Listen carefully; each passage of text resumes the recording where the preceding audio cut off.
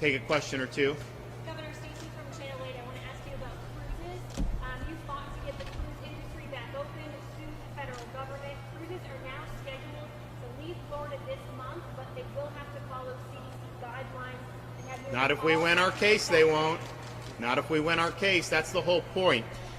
And nobody has fought harder, not just for cruises, but the entire leisure and hospitality sector in this state in its history than me. You go to any town and visit restaurants, and they will tell you, if I did not have the governor, if I had California or New York policies, I would have gone out of business. You look at hotels, you look at theme parks, you look at all this. We've been there and been the strongest advocate. What CDC has done by closing the cruise industry for over a year, 15 months almost, 14 months, they do not have the authority to do it. And so we're doing it because it obviously has hurt our state, but it's a larger issue than just the cruises. You cannot have just some bureaucracy that doesn't have the legal authority to do this, claim an emergency, and then shut down commerce. And so I can tell you this, all those cruise lines, if we win, they're going to be very much interested in doing the Florida business. And oh, by the way, we provided vaccine for a lot of their workers because they were so committed to doing out of Florida. But that case is in mediation right now. Maybe there will be a resolution. I mean, my view is ultimately, we want to vindicate the state's immediate interest with this, but there is a larger point, and I am confident we will win the case. We will win. We will write on the law. I think all the indications are that will be, and we will absolutely be upheld in the 11th Circuit. And so one way or another, we're going to get it done. But do you plan to fine the cruise line $5,000? We are going to enforce Florida law. I mean, we have Florida law. We have laws that protect the people and the privacy of our citizens, and we are going to enforce it. In fact, I have no choice but to enforce it. I took an oath to enforce the law, and you don't say pass laws and then not enforce it against giant corporations. That doesn't work that way. Everybody is equal before the law, and we will absolutely enforce the law when it takes effect, which is not till July 1st, as you know. But we will do it, and we will do it fairly and vigorously. Governor, will you veto the car insurance bill? It hasn't been sent to my desk yet, so stay tuned. Governor Ken Cox, good morning, everybody. I have to take a step back from this. A lot of people buy out-of-country drugs to begin with, in Canada and elsewhere. Is that illegal? Well, I don't understand what the difference is. Do any of you want to speak to that? I'm.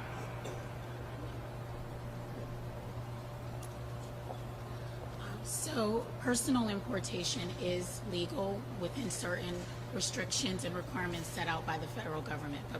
But commercial importation, which is what we're here to talk about this morning, is the pathway that we're trying to move forward on. Is there none of that now?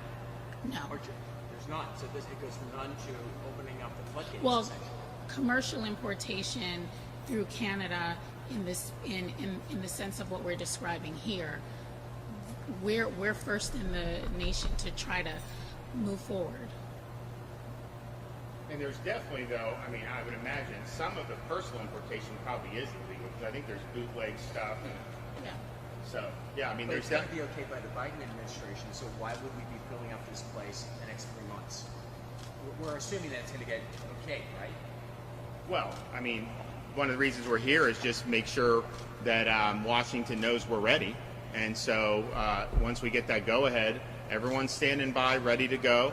And you will see within 3 months, I mean, you'll see these shelves. And do you want to give an update on the sellers and whatever, or because I know you guys have been looking in Canada for a long time. Does anyone? Yeah. So one of the FDA requirements under the submittal is that we've identified a foreign seller. And basically what that means is who is the Canadian wholesaler that we will work with as we negotiate directly with manufacturers. We've identified that foreign seller as part of the recent submittal back to FDA. We have a good working relationship with those folks. We already have contacts and relationships with manufacturers. So we don't think that's going to be a hurdle at all, but it is a requirement of the SIP. But the hurdle is getting the okay from the FDA Biden. From the Biden administration, yeah. And look, we were told, still under review. If it's not nixed by last week, then they said we were going to be okay. But we haven't gotten the affirmative to do it, and so that's one of the reasons why we just want to make sure it's clear to everybody that we've done the homework we needed to do. We passed all the tests. We've managed to do really not only do adequate plans, but do a plan that's been the model for other folks. Obviously, ACA's worked to line up the logistics end, because you can have a right to do this, but if you don't have the logistical supply chain to support it, then it's not going to work. So we're ready, willing, and able, and I think that this could be really, really significant. It was not something, obviously, that the big pharma companies wanted to see, just simply because they've relied on American taxpayers and American consumers to fuel most of the profits, whereas they've been giving all these other companies, other countries, much cheaper drugs. And so we're looking for some equity here between the United States, in this case Florida, and between Canada. And also, if you look at Europe too, they pay less than we do as well. That's all based on government policies that are effectively restricting the market and creating a cartel. And so we're kind of going around that a little bit with this, being able to potentially benefit. And just think about it. I mean, 80 to 150, just say it's $100 million a year.